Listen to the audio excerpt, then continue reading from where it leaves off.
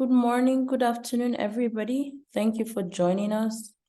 Welcome to the second session of the scientific writing series. And today we'll be focusing on the development of a working title and the development of the introduction section of a manuscript. Before we start, please note that this training adheres to the code of conduct to prevent harassment, including sexual harassment at WHO event. And I will just quickly take you through the Zoom platform. Please use the Q&A feature at the bottom of your screen for questions regarding the topic and the presentations. We are going to be taking some of the questions in the Q&A, and then live questions will be taken at the end of all the presentations. We will also be giving our Portuguese-speaking colleagues leeway to ask their questions live for the benefit of interpretation so that the panelists and the rest of us can also listen to the interpreted version of these questions. Please use the chat feature for questions regarding IT or logistics. Please do not ask if the slides is going to be shared in the Q&A. You can do that in the chat and we'll respond to you. And yes, we'll be sharing the slides after the session. For interpretation, please click the interpretation button at the bottom of your screen and select the language that you'd like to hear and mute original audio so that you can only hear the interpreted language. Please also note that the interpretation serves to facilitate communication and that the original speech is the only authentic speech for this session. For live transcription, kindly click show captions. And if you don't want to see it anymore, you can click hide captions. The session is being recorded and we take your attendance as consent to be recorded. The session materials, which will include the slides and the recording, will be shared in the days following the webinar. We will also be sharing with you a feedback survey.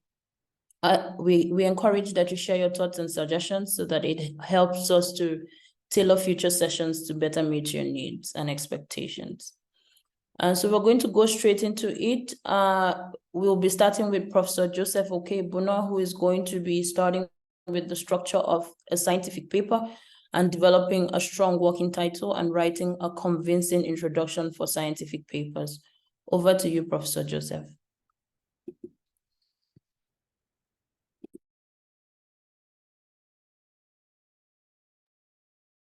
Prof, you are mute.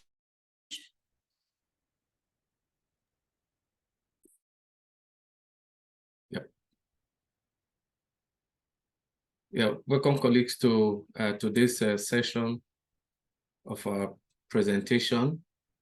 As Amarachi rightly pointed out, we are now taking the presentation in bits, and today we are going to be looking at developing strong working titles and the introduction for your scientific paper. I want to ask if my screen is showing properly. Yes, it is. Okay, thank you very much. And my colleague will also be talking on, my colleague Samuel will be talking on literature, the place of literature in strengthening your introduction. So we are looking at introduction today, but before we go to introduction, we'll talk about the outline. Now, I want to start from where my boss started last on the 1st of November, when we had the first session of this series of presentation. He reminded us that you either publish or you perish, and we took it, tried to elaborate on that, and say publish or perish is a common slang you hear in the universities, in the academic setting, where people publish because they want to be promoted. But in present day, it has gone beyond that. We have gone beyond publish or perish in the university because we want to get promotion. But now we are in publish or perish because you want your work to be recognized. You want your work to be attributed to you. You want your sweat to be recognized. And as WHO staff, we are always in the field, intervening, delivering services and ideas and innovations, generating ideas and innovations to help in securing the life of populations. but oftentimes we find that we are not recognized, we are not duly recognized, and it boils down to publish or perish. So I was talking with a colleague recently, and it came to my mind. I just brought this. You see the map of Nigeria there, and this map of Nigeria shows two very major rivers in Nigeria, River Niger and River Benue. And there's, when we were small in primary school, we had stories about River Niger. River Niger is a very key river in Nigeria, driving the development of Nigeria because the Kenji Dam is built around it. When we were in primary school, we were told that, when they say who discovered River Niger, River Niger, people were living around it, fishing, trading, and so on. But when they say who discovered River Niger, they say Mungo Park discovered River Niger. Mungo Park sailed into the Niger area in 1795. And since then, they say he discovered River Niger, and it's still so till date. So the people who were living there before were not recognized as people who discovered River Niger. I just made this search. I just did this download, at 9:09 a.m. today. It is still there in the internet. So it's still been attributed to Mungo Park because he's the one that brought the idea of River Niger to the public view, to the world global scene, where people now begin to tap into it. So the person that publishes it owns it. And this is why we're encouraging you to publish. So, and in publishing, becoming an author, the author faces a lot of dilemma. The author faces the dilemma as well as the same as the reader himself. So all authors everywhere, whether in Europe or in Africa, will face the same dilemma. The authors are seeking to convince the readers, on the recognition of their methods and their conclusions. It's a kind of seeking validation of what you have done and what you have arrived at.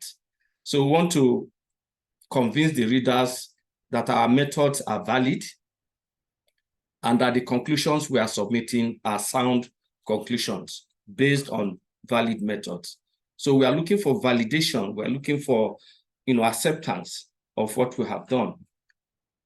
But in most cases, the people we are looking at, that is our readers, are also the most skeptical set of people you can face.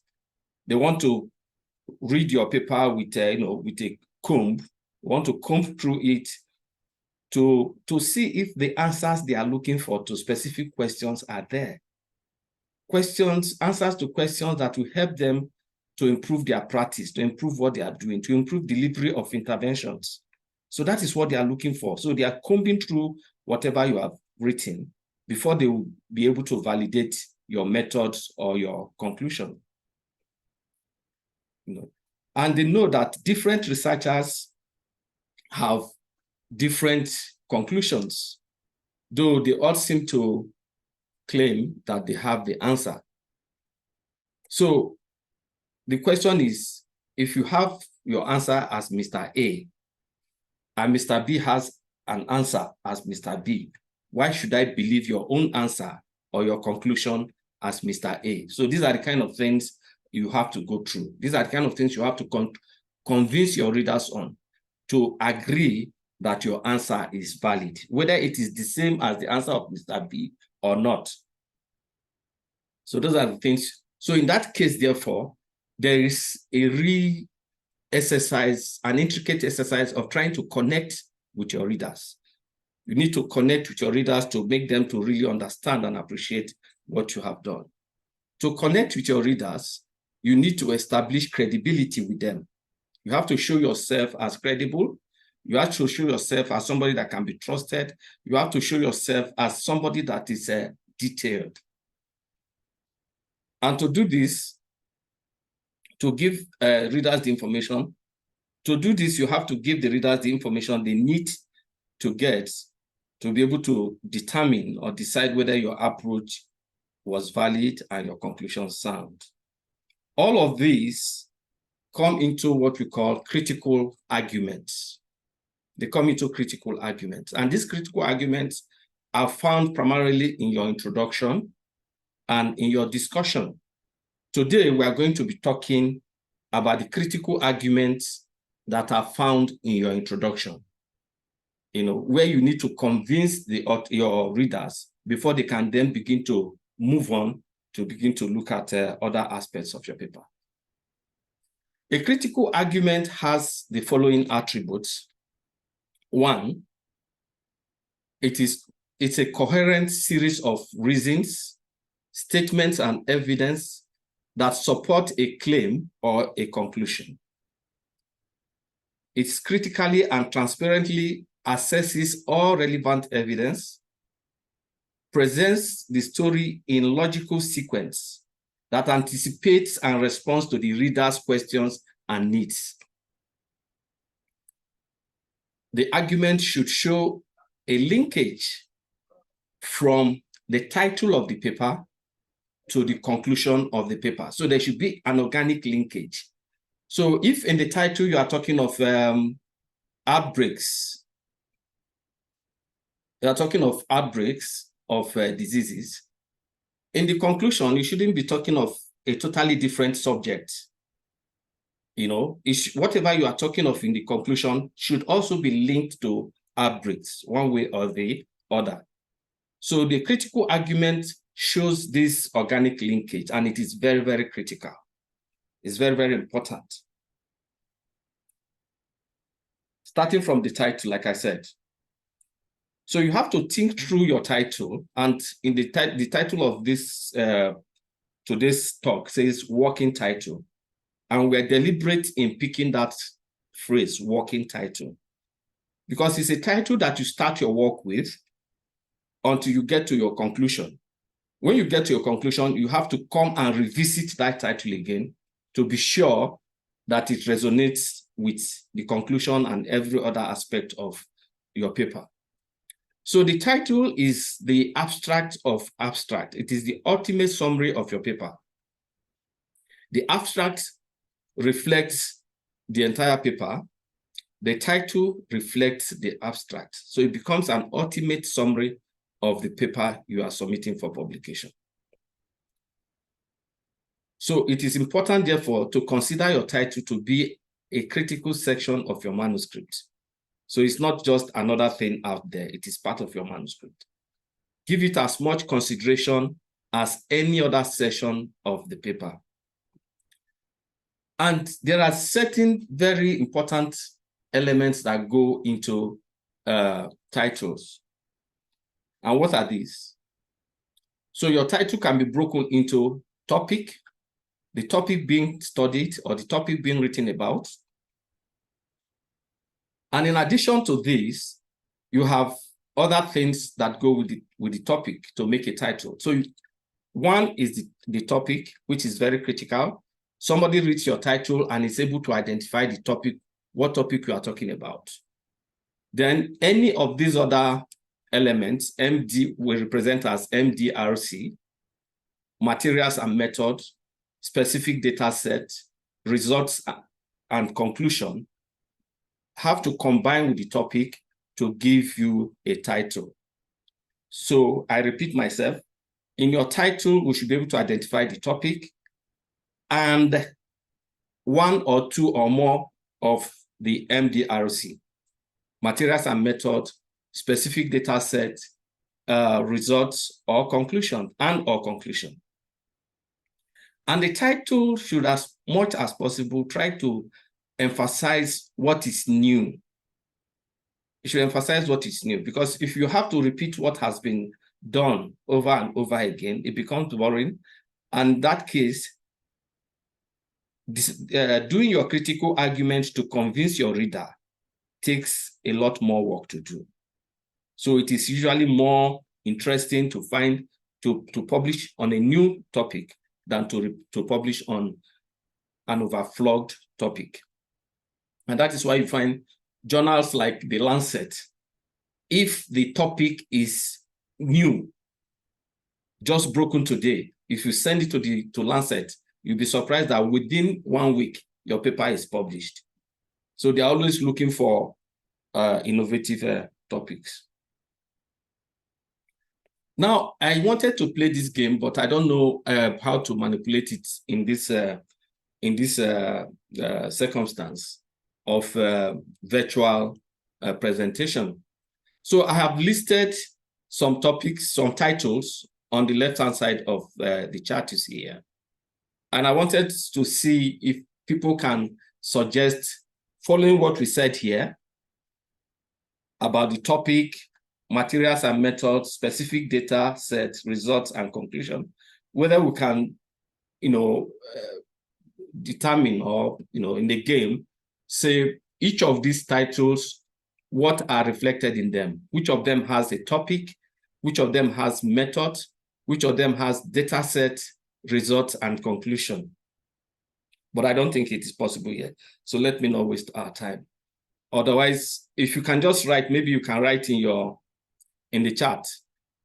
I don't know where it is permitted to write, whether it is in the chat. I think it's in the chat.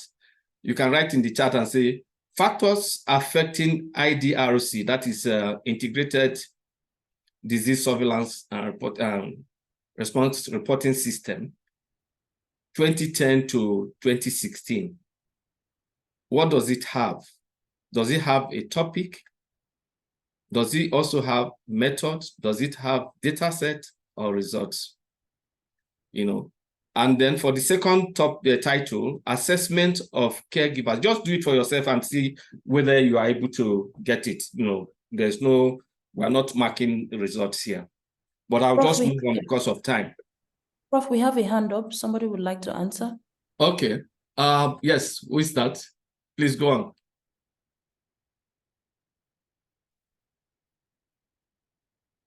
I can't hear the person. Is that Amadou? Yes, Amadou, please, you've been given permission. Kindly unmute and respond.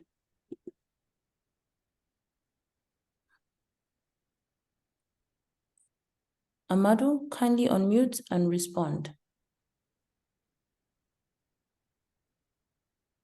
Okay, if anybody would like to answer, please raise your hands and I'll give you permission to speak. Okay, so let's move on.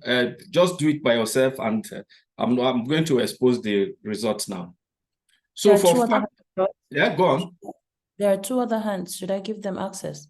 Please do. I can't see the hand myself. So Maurice here, please unmute and speak. Maurice? Yeah, thank you, Professor. Can you hear me? Yes, I can hear you. Okay, so just saying that for the first topic, I mean factor affecting the IDSA reporting system from 2010 to 2016, for me is related to a topic.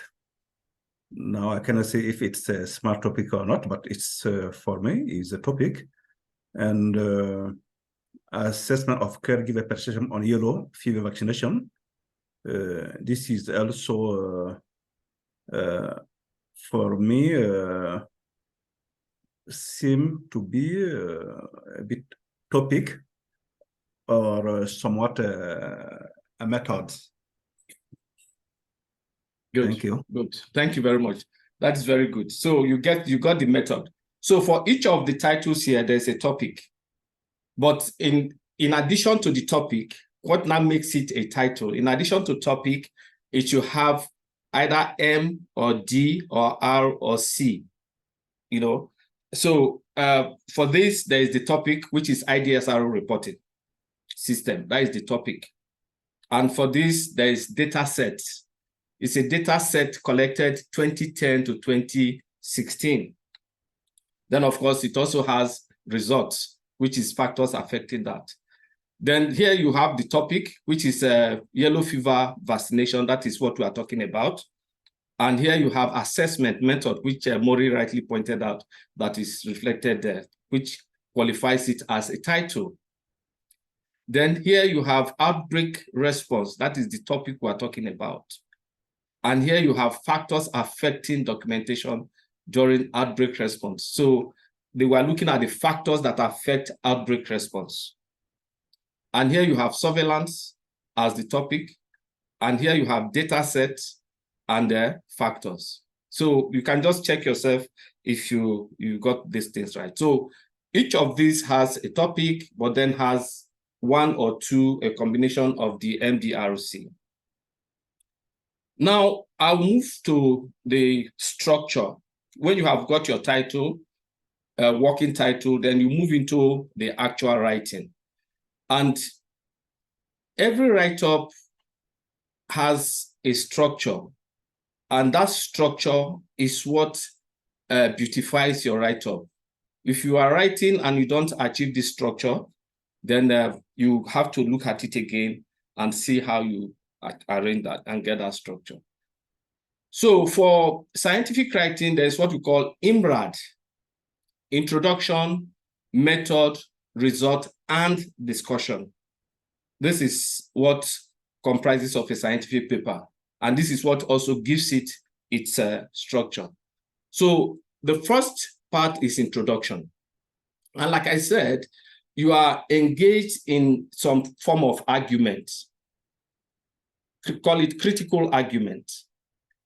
And this is where you do the first type of argument. In a scientific paper, you have two types of argument: deductive argument and inductive argument.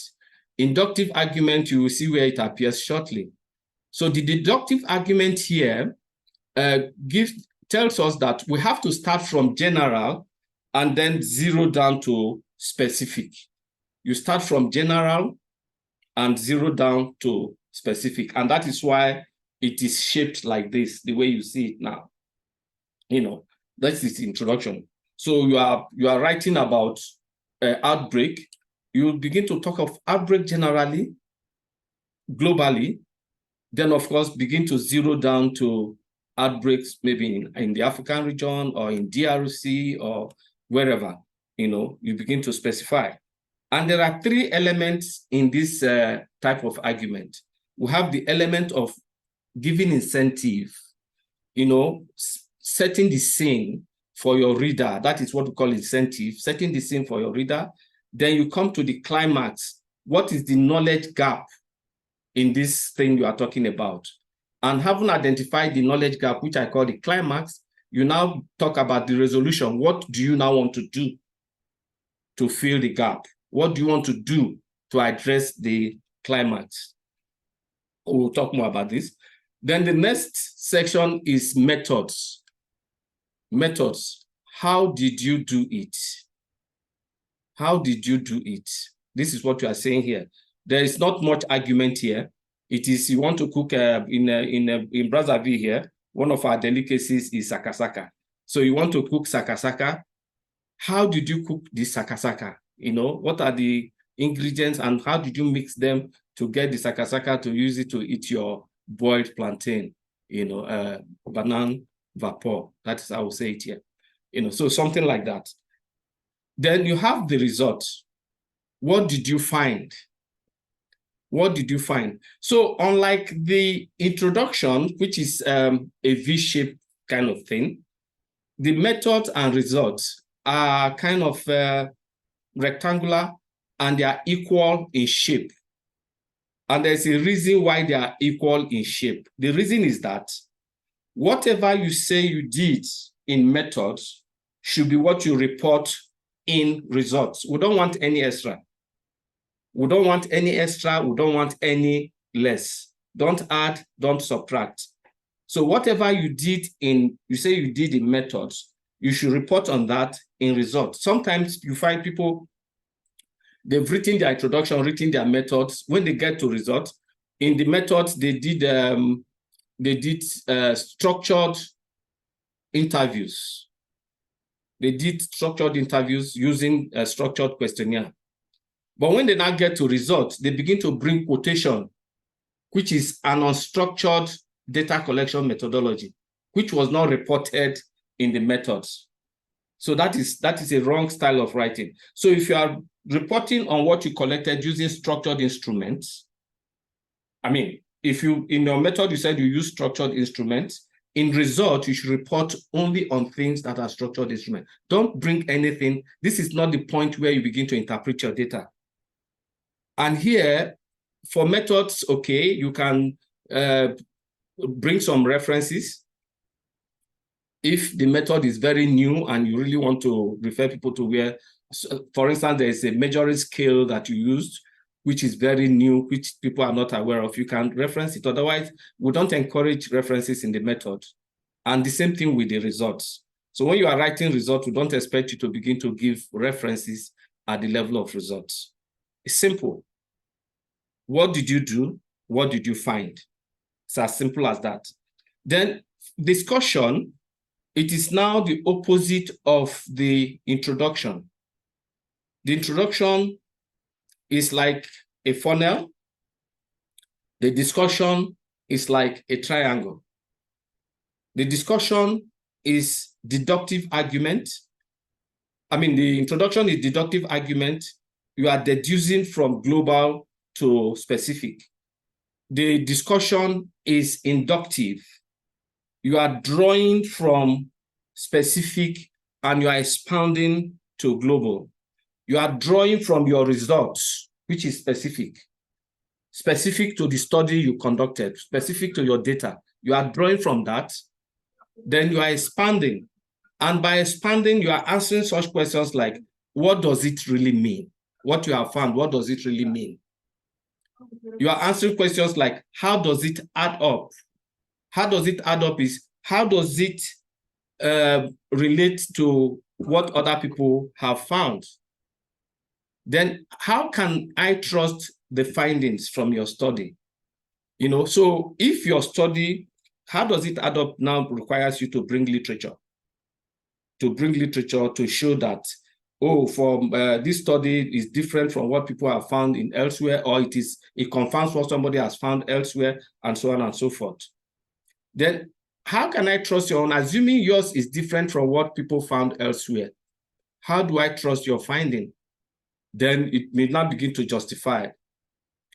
Maybe the person that did it previously did it in a very narrow setting.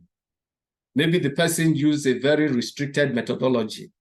Maybe the person, did not give enough time. So you begin to give these arguments, and of course you support it with literature. You know, that is, how can I trust your own finding? Then what needs to be done? So you now give public health recommendation at the end of it. So this is the structure I've given to you. So I'm now going to go into writing a good introduction. How do you construct this critical argument, deductive critical argument? There are certain key points you have to bear in mind. You know, one is that you should clearly state the problem that you are writing about. It should be easy to find out what is the problem you want to address, what is the issue, what is the climax of your argument, what is the gap in knowledge you want to address. You should clearly state background to explain that problem, which is starting from general, then to specific. And then, of course, we should also be able to identify the rationale or the reason for writing this paper. Summarize relevant research to provide context. So here you need literature, and this is why Samuel is coming on board this morning to talk to you about literature to strengthen your paper. So summarize relevant literature to provide context. State how your work differs from other published works. Identify the questions you want to answer. Explain what other findings, if any, you are challenging or extending. Then, of course, briefly describe the experiment, hypothesis, research questions, or general study design. So from your introduction, as a professor, when I'm reviewing my students' project, for instance, from the introduction, I can already deduce which method that student is going to employ. So for instance, if the gap is that there has not been any documentation on the particular surveillance system that is used, active case search of Ebola cases, for instance, there's not been any systematic documentation of that, then I know that your research method is going to you're going to use a documentary methodology or study design, and so on and so forth. So to write a good introduction, my advice is to think of the introduction as 4 major sentences. 4 major sentences, not what you can develop those sentences. 4 major sentences. The first sentence talks about the general situation, which case you establish a territory for your study. Then you now move into specific situation. You are starting from global, you are now coming to African region, or you are coming to DRC and so on and so forth. So you are establishing a niche within that topic, within that area of study that you want to talk about. Then, of course, you now talk about gap in knowledge. You have now identified what gap exists in knowledge. So you want to occupy a niche now. That is where you want to work on. You want to work on this gap. And what do you want to do to fill the gap is now your action. So you build these 4 sentences in 3 paragraphs using 3 steps deductive introduction pathway. 3-step deductive introduction pathway. Well, so yeah, okay. So that is it. So the general situation and specific situation constitute what is known about that area of study, that topic, what is known about it.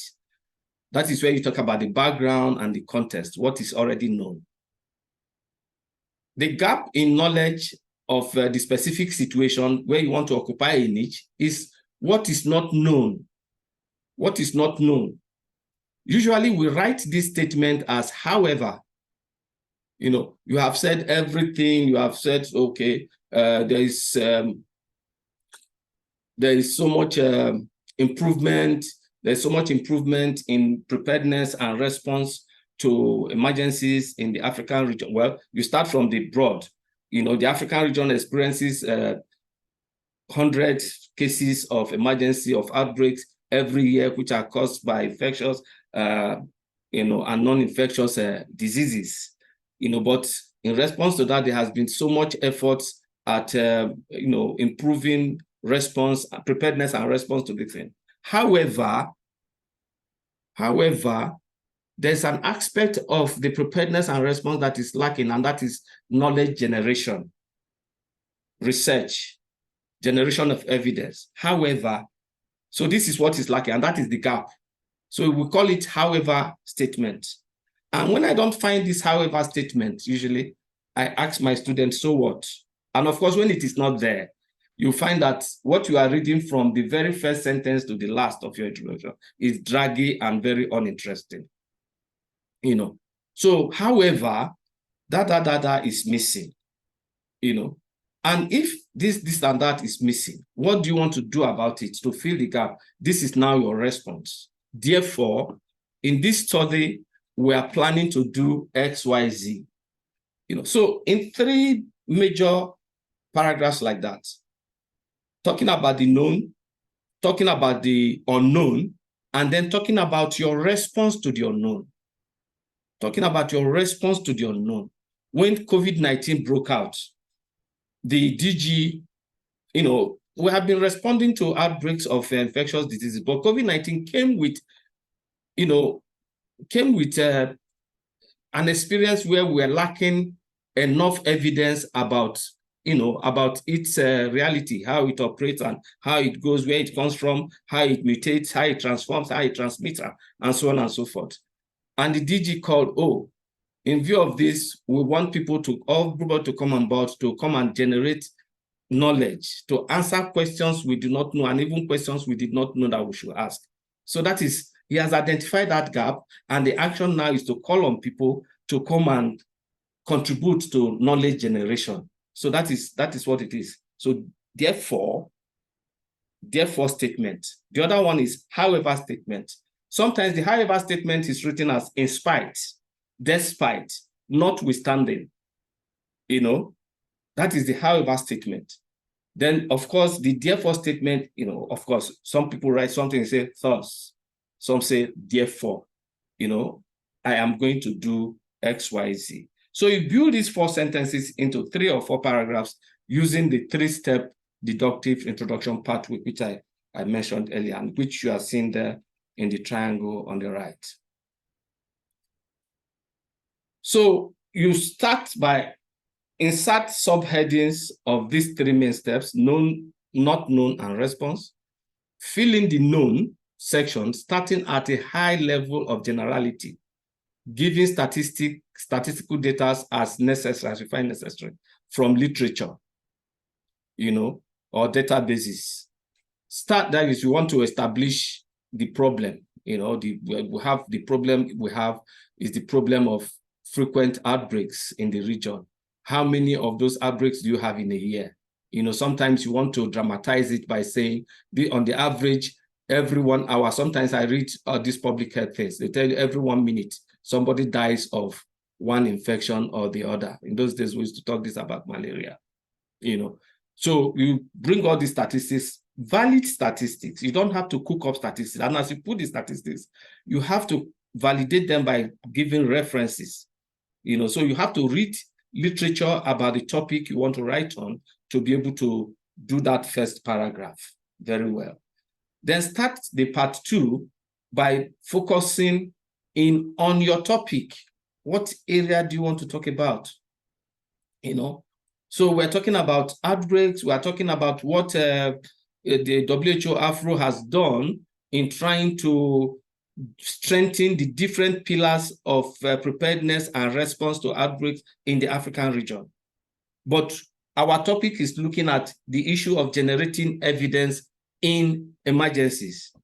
So our paragraph 2 will now start moving into the issue of generating evidence. Then we try to end up by talking about what is not known, and make a clear, however, statement at this point. Then you start part 3 by saying, with therefore, you now say what you want to do, in this case. Try to be persuasive and try to tell your readers, show your readers what you want to do. Then progress, again, I want to emphasize before I stop, you progress from general facts to specific facts. You end on how your study fits into a progression. Is it entirely a new hypothesis? Are you bringing in more rigorous methodology, higher order of study to study that topic, assuming the topic has been published before? What is new that you are bringing in? Are you trying to look at special or new population? So if you are talking about, if you are talking of acceptance of interventions, are you trying to look at a new population that has not been looked at? Sometimes you find populations that are in hard to reach areas, socioeconomically excluded populations that are excluded by strife or conflict or difficult terrain. Do you want to look at that population? You want to look hard to reach places? Or do you want to bring in a new measurement? Somebody has looked at this, doing a qualitative study. Do you now want to quantify, and give statistical figures to the results? Is that what you want to do now? So my dear colleagues, points to remember in writing your introduction: think of 3 to 4 paragraphs, not more than 450 words. If it is too long, it becomes really boring to read. So your introduction should be crisp and very straight to the point. Move from general information to specific information. In the first paragraph, introduce the broad area. In the second paragraph, talk about the explicit rationale. And in the last paragraph, try to draw out some hypotheses or questions or things what you really want to address. Most of the references in your paper are seen here in the introduction. Again, I repeat, that is why Samuel is coming to help us today with literature review. And we're also planning to, beyond what Samuel is going to do today, we're also going to talk of a session where we look at how Samuel is going to talk about electronic mechanisms of searching for your literature, integrating your literature into your paper. But then we are going to do some practical work on how to use these platforms like EndNote, Mendeley, and the rest of them. So write the references next to the sentences in parentheses, or familiarize yourself with the style of the journal, how the journal wants you to write your references, and write it just like that. So finally, I just want to remind us, introduction is a complex argument. It is often not advisable. Sometimes you may not want to start with introduction. You want to really familiarize yourself with your results to know what you are talking about. Then you come and write your introduction, because somehow it has to reflect. Like I said, the end of your introduction should be able to tell your readers what method you want to use. After you draft your introduction, please try and check. Does it make clear why you did the study? Are the gaps and however statement clear, explicit, and in the optimal place? This however statement has to come at a point where it really has to be appreciated. At a point where you are locating like the third paragraph of your work. Is the study specific question, problem, hypothesis, aims, are they clear? Is the narrative flow clear? Does it lead readers to your method section? At the end of the introduction, can a reader say, this is what you want to do? Thank you very much for your time. Merci beaucoup. Obrigado.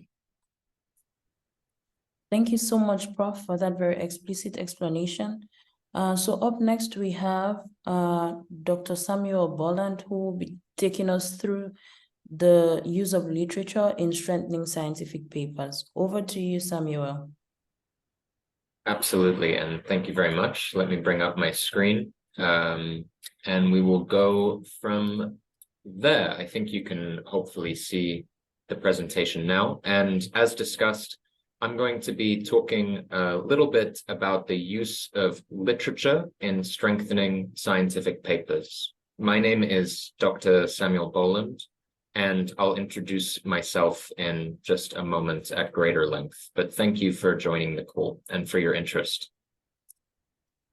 So first, the objective of this module. The objective of this module is to review the use of literature in strengthening scientific papers, as in the title. And to do that, this is what we're going to talk about. I'm going to very quickly introduce myself, going to discuss some of the fundamentals of conducting a literature review, then discuss a little bit about the ways in which we integrate literature into our scientific papers, review a few of the common challenges or mistakes that people may make when trying to use literature effectively, and then briefly discuss, just very briefly reference really, some of the tools that we may use to make our lives a lot easier when it comes to using literature in the process of developing a paper. So just to quickly introduce first myself. Like I said, my name is Dr. Samuel Bolland. I am a doctor of public health and policy from the London School of Hygiene and Tropical Medicine. So much of my background and experience is as an academic, and I've published widely, including in a number of peer-reviewed academic journals. I currently work at the World Health Organization Regional Office for Africa on preparedness, specifically preparedness for viral hemorrhagic fevers. So it's great to be with you, and thank you again for joining the call. As discussed today, we're going to be talking about how to take literature and how to get that literature effectively into our scientific papers. So first, if we think about how we do this, it's really important to remember why we use literature. It's very easy to get excited about our particular studies because we know our topic. If you're writing a paper about something, we know what matters. The reality is a lot of people do, but a lot of people maybe don't. And so going off the basis and back of other people's publications and literature is really key. So to review, assess, and discuss that existing literature is really essential. We need to first set up what the current knowledge is, and I'll talk a bit more about this in a minute, but as Professor Joseph had referenced in his discussion, we really need to establish that niche, what the gap is. So that anchors our research, our new papers, in a broader context, and also ensures that the findings of our papers are built on a really solid foundation, avoiding redundancy, and also guiding future inquiry for people that are going to be doing research after us. So some of the just very brief fundamentals of what it means to review the literature. And the point here is that there are many different ways to do this. A lot of us, when we think of what it means to do a literature review, will perhaps think of what's called a systematic review. Now, one of the strengths of a systematic review is that it's the most intensive form of reviewing the literature. It involves a really rigorous and systematic search of multiple databases, a clear methodology for selecting that literature, and the goal is to provide a really exhaustive summary of the current literature relevant to a specific question. It's a really powerful tool. I'm going to come back to this point. Most of us in the work that we are doing do not need to think about doing a systematic literature review. It's very overwhelming, it's very time-consuming, and there are much more targeted kinds of reviews that mean that we can move efficiently while still making sure that we have done things in a valid way. There's also, just quickly to run through the different methods, something called a meta-analysis, which is often done as part of a systematic review, which really is sort of statistically combining results of multiple studies to identify patterns, sources of disagreement, other interesting relationships in the data, and so on and so forth. There's a scoping review. This can be similar to a systematic review, but maybe broader in scope, more like mapping key concepts, underpinning a research area, and the main sources and types of evidence that are available, which is quite useful for identifying the extent of research gaps in the literature. So I've used these a lot in some of my research. Narrative or technical traditional literature review, which is a broad overview of the existing literature in a specific field or topic. It's a bit less structured than a systematic review. Sorry, Professor Joseph, your mic is on, just so you know. Critical reviews, which go beyond summarizing and synthesizing existing literature. Integrative reviews, which synthesize literature on a topic in a systematic manner, which is both empirical and theoretical. That's particularly useful when we're trying to develop new frameworks or new perspectives on a topic. A rapid review, which for many of us will be what we choose to proceed with, which, as the name suggests, is just a swift evidence synthesis, which might sacrifice some of the depth and breadth of the systematic review for the sake of timeliness, which is really useful if we're trying to move quickly. And then we also have a state-of-the-art review, which provides a comprehensive and up-to-date overview of a specific area of research. You don't need to remember all of this. The point is that when you're developing your papers and thinking about your methodologies, is to remember that there are these multiple different types of review. And so I would really encourage you to go onto Google, make a quick search, read about the pros and cons of each of them, and then select from that the one which you feel is most appropriate for your research. And you can use prior research as a good guide for this. So if you know of other studies that are similar in structure to the type of research that you're doing, they probably have used a kind of review, and you may be able to look to those studies in order to help you identify which is the right one for you. As discussed and as referenced, none of these are necessarily the best method. It's not correct to say that a systematic literature review is the best one.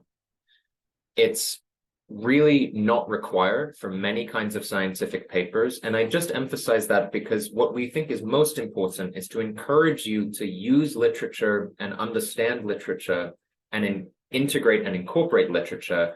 And if you only ever think about doing a systematic review, we would end up publishing much less because they're very, very intensive and take a very, very long time. In terms of integrating literature, and this will be a quick slide because some of these concepts have already been addressed by Professor Joseph. Literature contributes to multiple different parts of a good scientific paper. Now, of course, that goes into the introduction and the background, the beginning of the paper.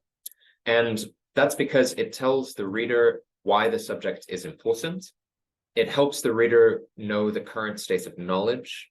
It points the reader towards gaps in the current state of knowledge, and it justifies to the reader the need for your paper as a novel contribution.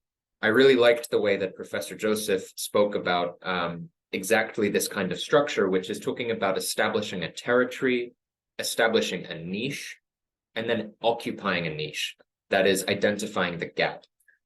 You need to use literature in order to set up and frame the value of your paper so that people are excited and interested, and also journals are interested in also accepting and publishing your work. You may also find that literature contributes to the methodology of your paper. There are a couple of different reasons that might be the case. It might be that you're using someone else's methodology. This actually came up in the chat as a question. And in that case, you would be working with existing literature and citing that literature to say, we found a good methodology somewhere else. We borrowed key elements of that methodology, and this is how we're going to proceed. So you may find that you're citing literature in the methodology section of your paper as well.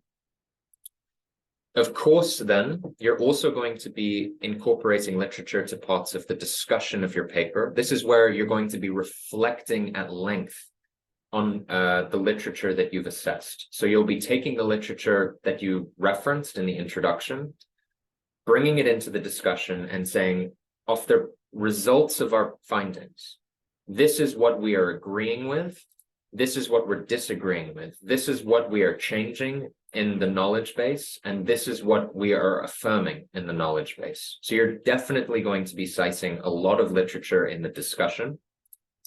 And then, of course, that helps lead you to some of the impactful statements you might make in your conclusion, and also can help you point towards the way in which future research needs to go. One thing that you'll note, and this is really a key point of this slide, is to say that you, with very limited exception, you should not be citing literature in the results section of your paper. To have a clean scientific paper, generally speaking, there are a couple of exceptions to the rule. The results section should be limited to your results, the reflection of your results, and the way in which they do or don't disagree with other literature, that goes into the discussion. So a good check for you as you go through the results section of your papers, as you develop them, is to find the points where you really feel strongly like you want to talk about other literature. Make a note of that, and then do so in the discussion instead. Try and keep the results to be just the results of your study and your research. Just to quickly address and go over some common challenges or mistakes that are often made when reviewing literature, when integrating literature, and so forth. So there are a range of common challenges that authors face, mistakes that they made even, that they make when trying to effectively use literature in scientific papers.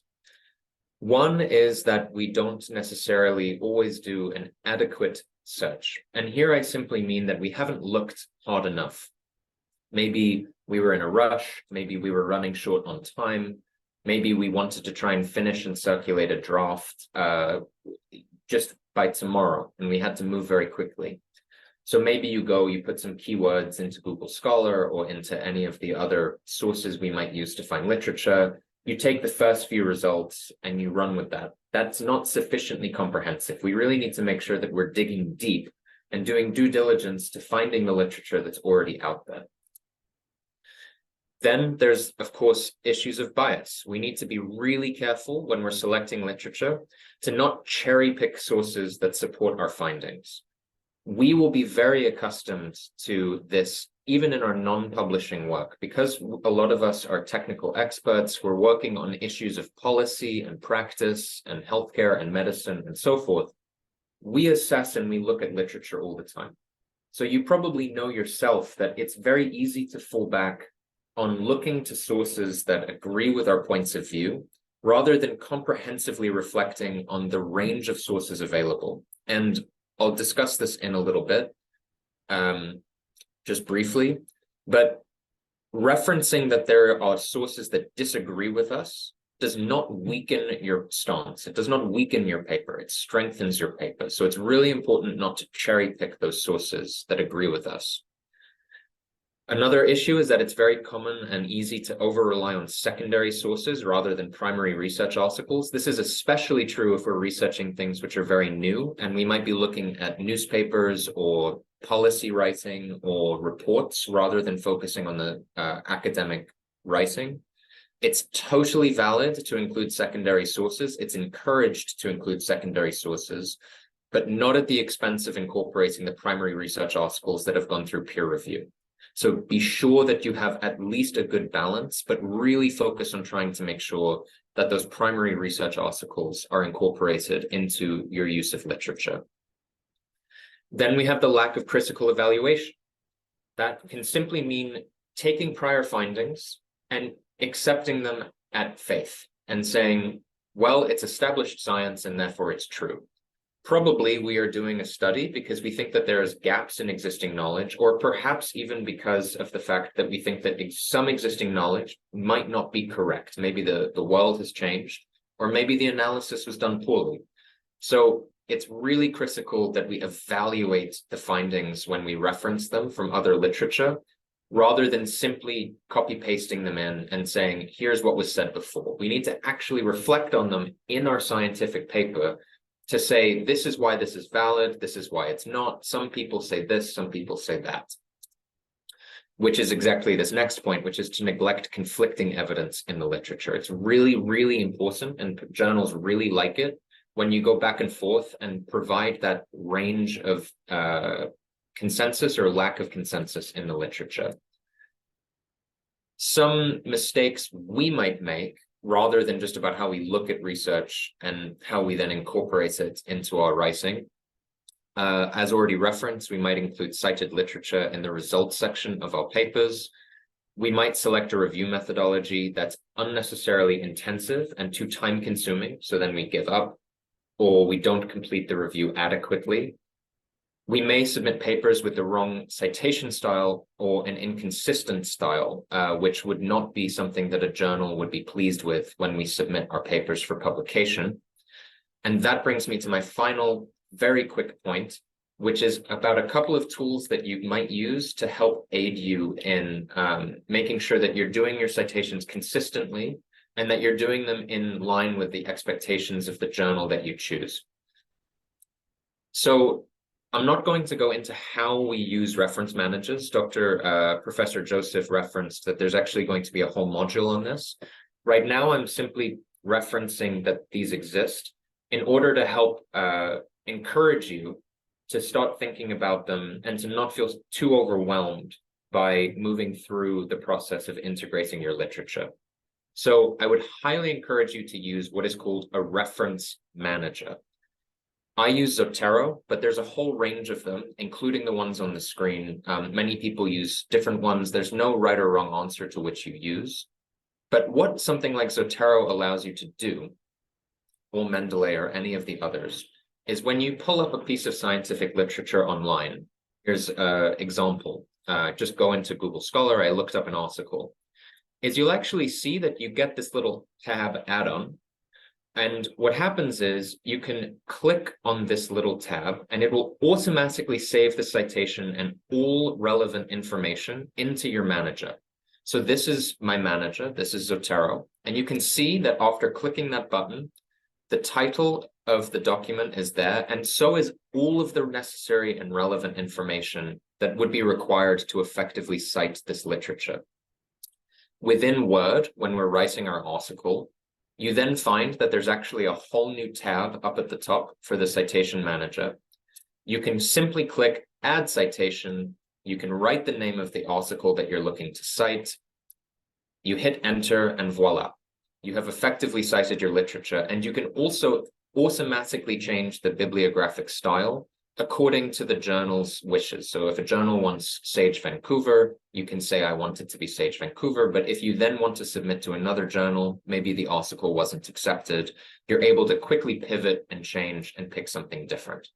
So we will be talking about that at greater length at a later time about what these tools are and how to use them. For now, the takeaway is just to be relaxed and take a big sigh of relief and know that there are these really incredibly powerful tools to support us as we go through the process of integrating literature into our scientific papers. So that is the end of my whirlwind presentation on integrating scientific literature into our scientific papers. I will now take down my slides and turn it back to the chair. I think we're moving into Q&A, but over to Amarachi. Hi, good. Thank you so much, Bolan. That was a very good presentation. So right now we're going to take questions. If you could kindly raise your hands and I would give you access to ask your questions live. Please, we're going to give priority to our Portuguese speaking colleagues now so that we can also benefit from the interpretation services. So please raise your hands and I'll give you access to speak and you can direct your question to either Professor Joseph or to Dr. Samuel. Okay. While we're waiting for people to raise their hands, I'm going to read some questions in the Q&A for you. For you, Samuel, somebody's asking, are most reference managers free for downloading? That's a great question. So some of them are free, some of them are not free. Zotero, the one that I use, is completely free of charge. I think EndNote may cost some money. It's possible it's actually part of the package that we get through Microsoft Office. I'm not sure. But I do know that some of them are free and some of them are not. So it's worth a quick Google. But again, this will be discussed and assessed and reviewed in a later presentation on using these citation managers. Okay, over to you, Professor. Somebody's asking if WHO offers free access to some of the citation softwares that are being charged for. So for the ones that they have to pay for, is WHO offering free access to this platform? Yeah, well, I know that WHO acquires software. If we identify that the software is necessary for our work, WHO supports the acquisition of software. But like Samuel said, he uses Zotero. I use both EndNote and Mendeley, but when I'm teaching, I use Mendeley because Mendeley is free. It is easy to download, and so you don't really need to pay for these reference managers. What EndNote, which insists on license, does, Zotero and Mendeley and many others can also do. Thank you. Thank you, Professor. This is from Gabriel Mariam, and this is for you, Dr. Samuel. This person is asking, when do we say search is adequate when we do a review? That's a really, really great question. And I'll also, because it's a sort of qualitative answer, I'll also turn it to the professor to see if he has anything to add after my response. There is, unfortunately, no right answer to this question. When we say that a search is adequate, what matters is that we are appropriately reflecting the diversity of debate and the diversity of findings that exist in the literature. How granular you get depends on the scope of your paper. And so how adequate your search is, or when you know that a search is adequate, may be different depending on what you're trying to do. The most important thing from my point of view to take away is that you need to feel for yourself that as you've gone through and you've looked and you've looked and you've looked, that you think that you have found the range of different points of view, the range of disagreement, the range of agreement, and the range of different issues that come up in the literature about your topic. And as long as you feel that you're appropriately reflecting on that range and that diversity in your paper and you're citing examples, then you should feel that you have done an adequate review. And the final niche point, before just seeing if Professor Joseph has an additional comment, is when it comes to citing the literature in our papers itself, it is not necessary to cite every single source about the topic. You can take a collection of key resources that reflect the diversity of those points of view. And you can say, for example, this and this author say this and this point of view, while this and this author say this and this point of view. You don't need to have 200 citations in your paper. It's really about reflecting the diversity of the science and the diversity of the points of view that's key. And that's when you know that you've done an adequate search. But Professor, I don't know if you have your own thoughts about this. No, thank you, Samuel. Actually, when you were going to refer to me, I was afraid, what am I going to say? But again, you set the scene for me to be able to come in, which is very much appreciated. And that is that it is qualitative. That is very key. In every qualitative study, every qualitative activity, you do not determine the how much by a statistical size. The how much is determined by occurrence of ideas, of new ideas, you know. So principally what you want to get level of convergence and level of divergence on the topic, and make sure that you represent them such that, you know, people will read you and see you as a credible person, that you are not only promoting literature that support your argument, but you're also looking at literature that try to contradict your arguments. That is, you know, a sense of credibility. So how much of it do you get now depends on the occurrence of new ideas, you know. So as you have reviewed and you are not getting new ideas, the more you review, the more you get the ideas that you have got before. At that point, you feel that you have exhausted what is available. And that is the quantity you require. That is when you decide you have done enough. Thank you. Okay, so now we have a few hands among the participants. We're going to start with Sophia Egan. I have just given you access to unmute. Please unmute and ask your question. Hi, good morning from here, Guinea-Bissau. I'm sorry, apologies if that was a mistake, but I actually did not raise my hand. However, I would like to just say thank you very much for the presentation, and it was very insightful. So yeah, that's it.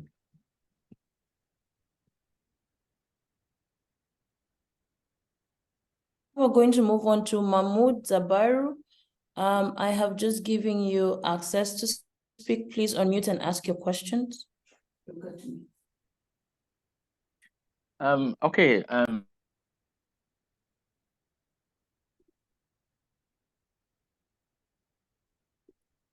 Mahmoud, we can no longer hear you.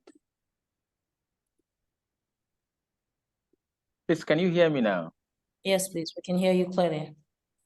Okay, sorry. Network is so erratic where I am. First of all, I want to thank the two presenters, both Joseph and Bolan. It was a very, very insightful presentation. My questions are two. Number one, recently I was trying to submit a paper to a journal, and they were asking me to cite the study area and talk something also about the study population. Now, where is this one going to fit? Is it going to fit into the methodology session? That is one. The second one, concerning conclusions and recommendation of a scientific paper, will that be discussed under discussion session? Or are we going to have a separate session for conclusion? What did the paper conclude? And what are you recommending based on your findings? Thank you so much. Okay, thank you very much, Mahmoud, for those very clear questions.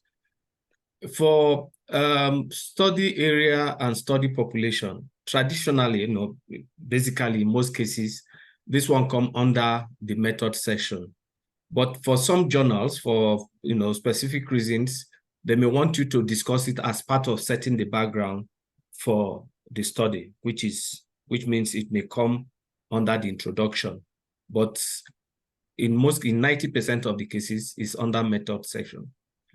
Then the issue of conclusion and recommendation, these are part of the session on discussion. So you have discussion, conclusion, and recommendation. They all go together, really. So if you see the shape, the triangle that I presented, somewhere there say, so what should be done? Inside that triangle on discussion, we say what should be done. So that's where you now talk about the conclusions and recommendation. Thank you.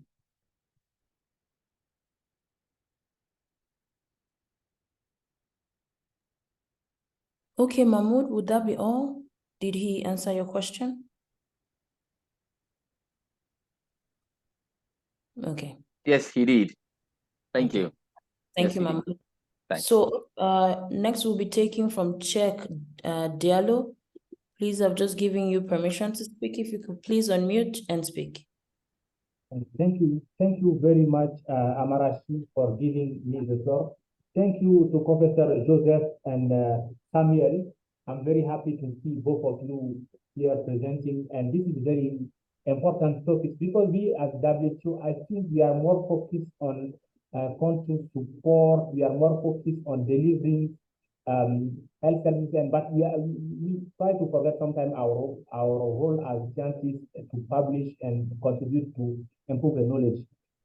My first question is going to Samuel. Samuel, what is the best way to initiate a research paper? Do we have to go to target the journal first and take all of their requirements and set up our article? Or we can start, for example, me, I'm writing an article on cervical cancer coverage in Africa. I can start writing my article, and then after that, think about a journal and then tailor it to the journal. This is my first question. My second question is about, this is more addressed to Professor Sugar, is about the payment. For example, some journals ask you to pay to publish, for example. As a WHO staff, how are we going to do? Are we going to pay the money in our pocket, or we have something to help us to pay the fee to publish? And the last question is about the references. This is to Samuel. Samuel, for example, the references, my biggest challenge in WHO is my WHO computer doesn't allow me to install the software. For example, I want to install EndNote or Zotero. I cannot install it on my computer. So I have always two computers. My own computer where I can have all of those references. So I have to work every time on two computers. Do you have any tips, for example, to allow us to have our references in our WHO computer, which is our life? Thank you. And thank you for your brilliant presentation. Over to you, Amarashi. Boland and Prof, did you get the entire question? Because I lost him in the... Yes, I think I got the questions that were addressed to me. Okay. Please So maybe if I start, it is the question that was addressed to me was talking mainly of issue of payment as WHO staff. And similar to that question, I see somebody in the chat says, Olivia Gambo, he said, could you please explain what kind of support we can get from your unit if we want to start writing and publishing some studies related to the countries in which our offices operate? So if you write your paper and you want to publish it, you have to pass it through a clearance process, and the clearance process means you have to go through your supervisor and the director. If the director thinks the paper is something that is relevant to the work we're doing in the unit, then of course, as WHO, we pay for such papers. WHO has been paying for APC article processing charges, particularly for papers that are in, what do you call this now? Open access journals. So WHO pays. All you need to do is to get the clearance from your director, and WHO will pay. And what support can we give? And this is why we are mounting this, Amarachi and her team are mounting this program. So the support we can give, we're going to talk about it. We are talking about the mentorship system. I think at the end of this, we may talk about it as the next step. So we are providing a mentorship system where we have to support you to develop your papers, and they also help you to search for journals that can take that type of paper. Over to you. Yeah, so thank you, Doctor, and also thank you very much for the valid questions. The other thing I would say about the article publishing charges, it sounds like going through the process, it's possible for this to be funded by WHO, which is fantastic. If for some reason you found that this wasn't possible, maybe you also are publishing separately, not as a WHO affiliation, but you're publishing elsewhere, it's worth asking or checking with the journal whether they waive the fee if you're an author from a certain list of countries, which includes many countries of the world. It's also worth asking directly if they can simply waive the fee entirely, which is something that I did as a student. I had no money myself for publishing, and I simply requested to the journal and I said, I don't have any money. Are you able to waive this fee? And often they say, yeah, sure. So it's also worth asking those questions and checking to see if where you live might give you a waiver for that fee as well. When it comes to the whether you go to a journal first or you develop your research in your paper and then check the journal, it's a really good question. I think generally speaking, it's good to have an idea of the type of journal that you want to put your paper in. Rather than exactly one specific journal, just have an idea that, let's say you want it to be a medical journal, or maybe you want it to be a qualitative social science journal, and get a sense of the kinds of length that people are expecting, the kinds of structures that people are expecting. And that is a good basis on which to begin developing your paper. I would also encourage you to maybe start with, come up with a list of your top journals, because it's very, very common to not be accepted by the top one. So you're going to have to go through 2, 3, 4, sometimes many, before you find a journal that's happy to accept your paper. On that basis, I would not just go to your top journal, structure everything accordingly, and then begin your research. I would do the research that is most valid according to the structure that Professor Joseph described. Then you can do these adaptations with the journal according to their requirements and their expectations. And it's very, very normal as you apply to one journal that you maybe need to change some formatting or some headings, or change the length of your abstract, change the citation style that you use, and you submit accordingly. If you find that the journal has not accepted your article, you have to go to another journal. You may need to go and change those things a little bit all over again. Thankfully for the citations, as we said, there's this software that can help you do that automatically. But do expect that there is some labor and there is some work that you will need to go through each time you apply to a different journal, because you're going to need to align it a little bit according to their recommendations. But when it comes to the literature part, and this is the end of my answer to this question, generally speaking, when journals give guidance, they're looking to give guidance on the length, on the headings, on how they want you to cite things, the citation style. They're probably going to give less guidance on what kind of literature review to do or the best way to integrate literature. That's something that only you can really assess, knowing your topic, knowing your subject, and knowing the paper that you want to write. And you may find in the review process that people give you guidance about it, and they might add some additional sources and say, please cite these additional people. That's something that comes later. for the sake of the review that you do and the integration of that literature, I would not start with the journal. I would start with what your knowledge is of the topic and go from there. To the third of those three questions, which was about the challenge of installing that software. Unfortunately, I actually have no knowledge of how this works with WHO machines because I use my personal machine. I don't know if someone else on the call, if Dr. Joseph or Amarachi, if you're able to speak about the ability to install Mendeley or Zotero or these other pieces of software on your WHO devices. Well, yeah, sorry. If you want to install the devices on your computer, all you need to do, if your personal computer, I have it on my official computer and I also have it on my personal computer. For my official computer, all you need to do is to contact IT and they give you administrators access. And it's not a complicated thing.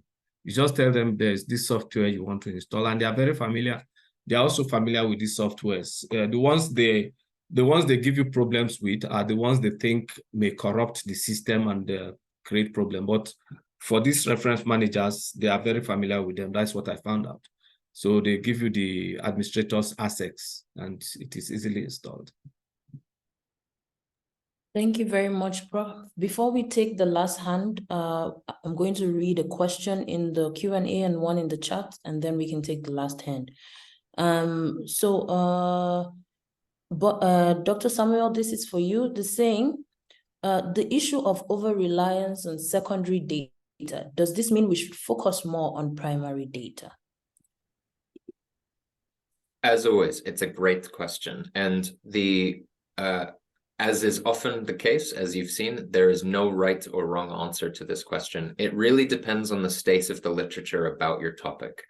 You may find that for the particular topic that you're focusing on, that there's very little scientific literature. That could be because the issue is brand new, or it could be such a niche issue that only one or two people have actually focused on publishing scientifically about this.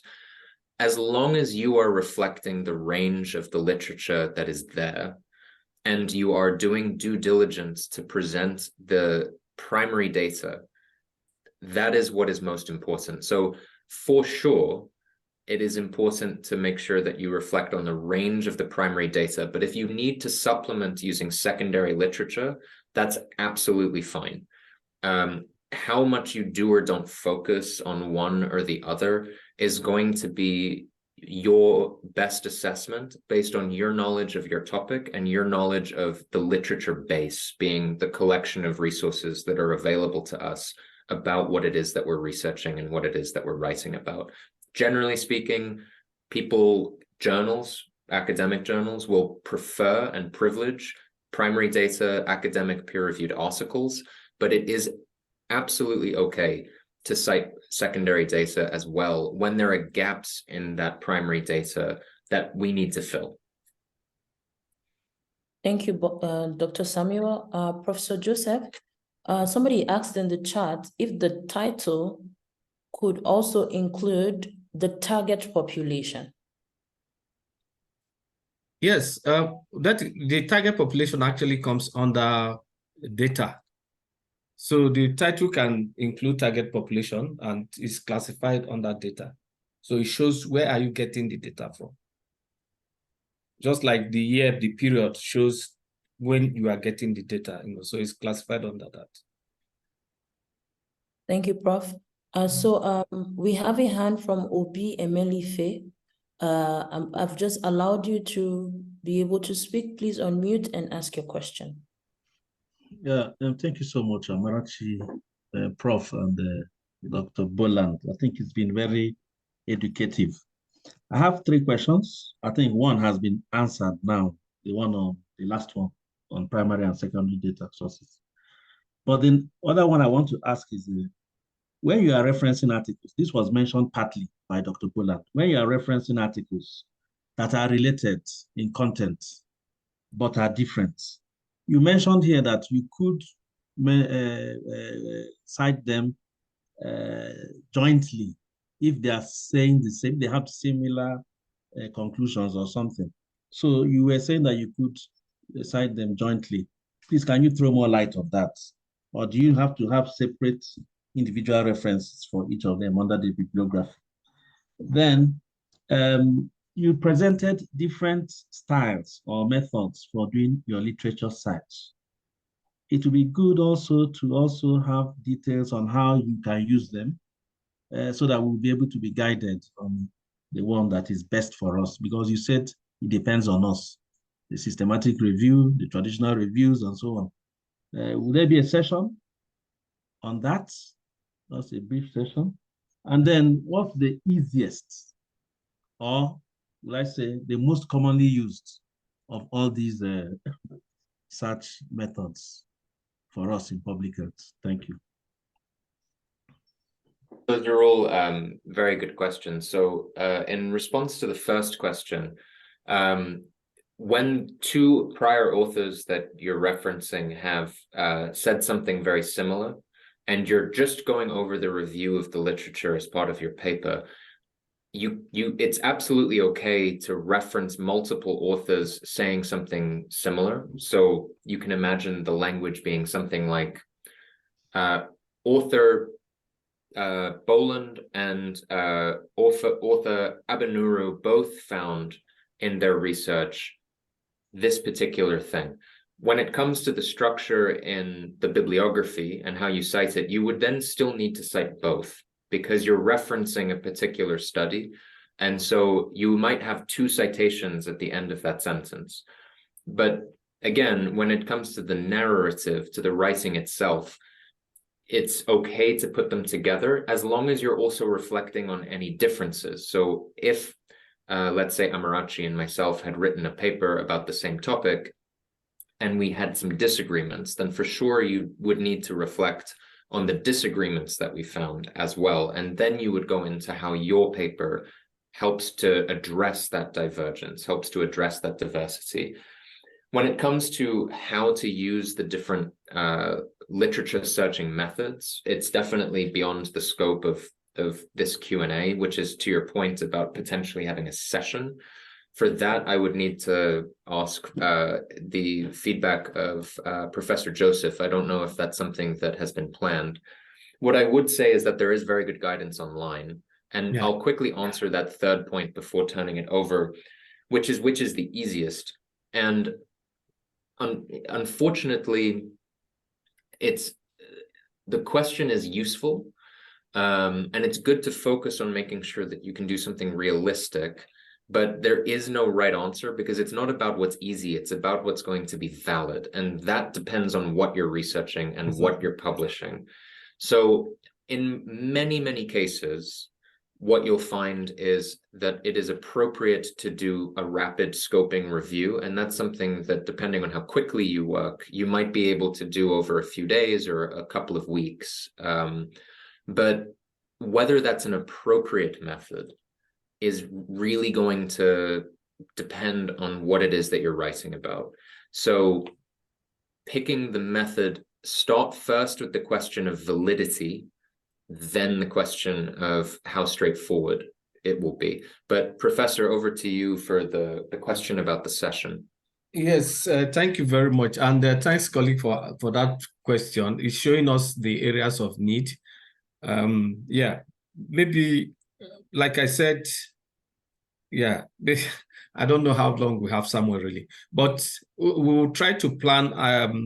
We're already planning to take a session on how to use the different search engines different reference managers to organize your literature. But this is also an aspect that is of interest. You have just raised it to our consciousness. So we may have to add that onto what we are going to do next. If Samuel is still around with us and available to support us in this. So we have in our next steps, which we are going to discuss shortly, we will now talk of what we are going to do next about that. Thank you. Thank you so much, Prof. And thank you so much, Dr. Boland. Thank you, Obi. Your question was really in-depth and it made us think about a few things. Just before I hand over to Prof for the next steps, I'd like to thank you for joining us and also to encourage that you join the next session. Because of the new things, the new information that we've just gotten and the gaps that we've identified, We would communicate the dates to you in due time, and the topic to you in due time. So, Prof, over to you for next steps and closing. Okay, thank you very much, Amara, for organizing this session for us.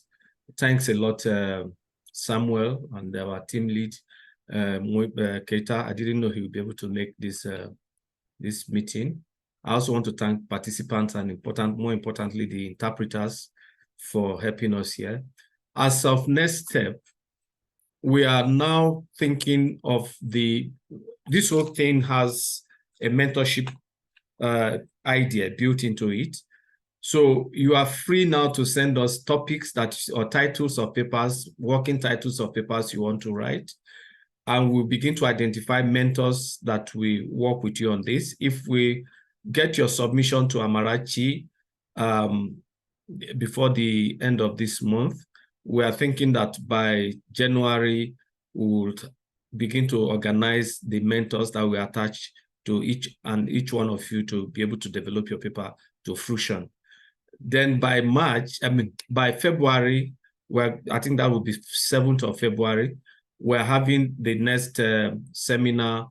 We had planned it for methods, but due to the questions you are asking, we have decided to have 2 sessions. First of all, we are still going to work on literature, critically on the reference managers, and maybe on how to organize your literature, which the last question just popped up. Then we also have a session on methods, and the session of methods is going to be handled by the WHO Knowledge Center, something like that, in Lyon. They are going to be presenting that session to us, and we're still encouraging you to be part of it, particularly if you are intending to publish at least 1 paper next year. So I want to thank you most sincerely for responding to the call and for participating very actively in this session. Thank you, everyone. I don't know if Mori would want to say something, please.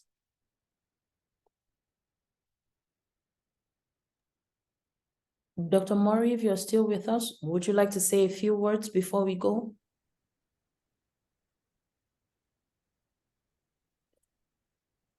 Dr. Mori?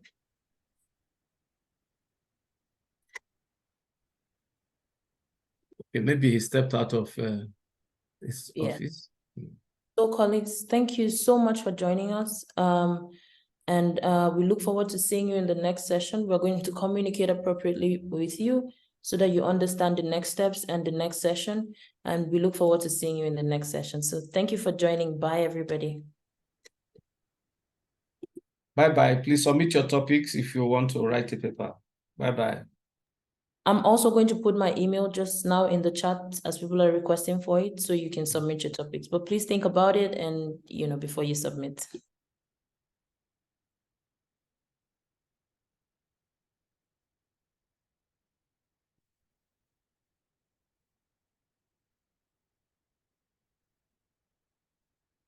Okay, bye-bye, Amara. I'm switching to another webinar now. Bye, everybody. Bye-bye. Bye. Bye-bye.